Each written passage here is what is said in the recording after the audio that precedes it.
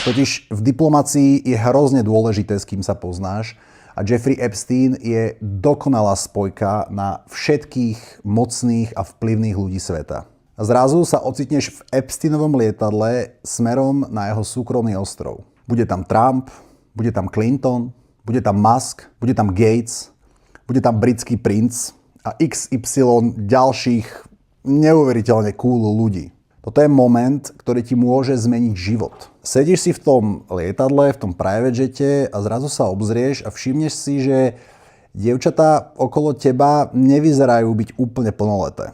Čo urobíš? Za A, povieš si, že títo mocní, vplyvní ľudia, ktorí sa desiatky rokov hýbu v týchto sférach, asi vedia, čo robia a nebudem pchať nos do vecí, do ktorých má nič. Za B, začneš sa chovať ako nejaký mamlas a nerd. Začneš si od tých dievčat vypytovať občianske preukazy. Po prípade začneš vykrikovať, že otočte lietadlo, ja s vami nejdem. A navždy si zavrieš dvere do tejto neuveriteľne cool partie.